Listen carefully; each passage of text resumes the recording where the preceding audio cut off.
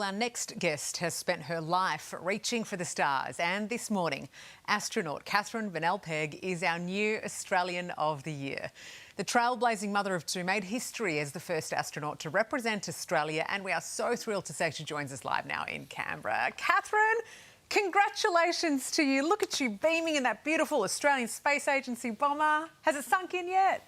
Oh, not at all. It's an incredible honour, though, and I'm so grateful and humbled to be in this position, especially given the other nominees last night and also those incredible Australians that weren't in the room that have exhibited bravery at Bondi and amongst our natural disasters over the last weeks. Yeah, absolutely. I mean, you're so right to point out the incredible people who made the shortlist as Australians of the Year, right? You're all so deserving of those nominations. And I think when you look back at all the hard work you've all achieved, I mean, I was looking at your resume, Katherine. It's longer than both my arms put together. You have worked so hard for this and everything that you've achieved at just the age of 41, I might add. Thank you. Yeah, it's been an incredible journey. I've hoped and dreamed to be an astronaut since I was a little kid, but I knew it would be very unlikely.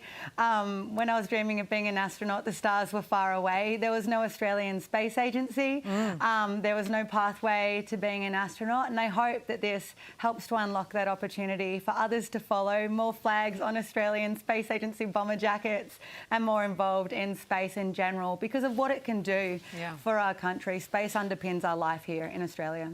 Do you know what I love, though, about your story as well, Katherine, is that so many kids grow up saying they want to be an astronaut, right? I mean, we all say it. You actually went and did it. Take us back to that moment when you, as a little girl, dreamt of something so big. What was it that inspired you back then?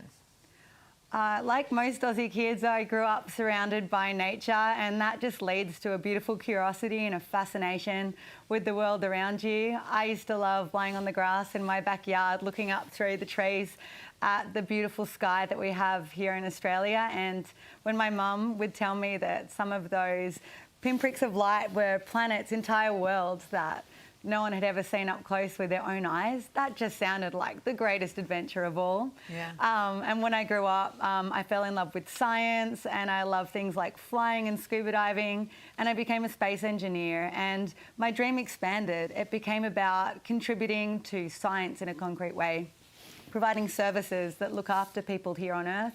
And now as an astronaut, I realise it's even bigger than that.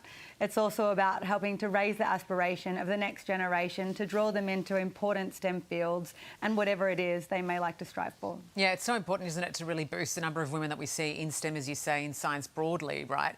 And I know that you have a long-standing commitment to that. You already mentor a lot of younger students now as well, hoping to follow in your footsteps. As I said, you're only 41, so there's still a lot for you to achieve. But when you do speak to those younger students, what is it about them that sort of inspires them to follow your path?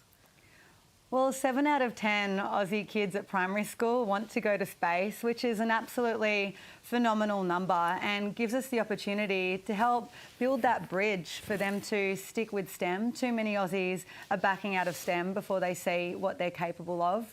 You know, in Australia, we back ourselves on the sports field, even if we might be the weakest out there, for the love of the code or the team because it's fun. We need to do the same in the science and maths room because there's important problems to solve and solutions to be found, and because there can be joy in learning too. But when I speak to kids across the country, I see myself in them. I also see that curiosity and potential are absolutely everywhere with no postcode, no gender differences, and we need to create the conditions for all kids to have that opportunity to strive. Yeah, I think that curiosity that you touched on there is key, isn't it? I mean, we hear so much about space and it's so competitive out there. People want the fastest rocket, they want one that returns, they want to get to Mars first. For you, what is the key objective when it comes to space exploration, and where do you see us in the future? I guess particularly Australia's role. I mean, space has endless opportunity. It's the rest of the universe that's not the surface of Earth. But we don't go to space to escape the Earth. We go to space, most of all, to help us see the Earth more clearly. From a high point in the sky, we can see phenomenon across our world and across Australia. We can track bushfires and floods, support our first responders, we can guide our farming equipment, and we can inform and connect people that wouldn't otherwise be able to be connected. Even when we go further afield, like this year, humans are venturing back around the moon in preparation to land on it shortly afterwards. And we go there not to plant a flag, but to do science up there you can't do down here. Science into understanding how the Earth was formed, which helps us to understand our climate better. Science to help us with sustainable systems like drought-tolerant crops, and to make new medicines and manufacture new medicines that you can't make on Earth because gravity gets in the way of their growth and their creation of the crystals that underpin them. Katherine, congratulations again. You are going to be an inspiration to so many young girls out there who will want to be just like you, and I know you've still got a lot more to achieve. I look forward to seeing what you do this year. Congrats and thanks for joining us.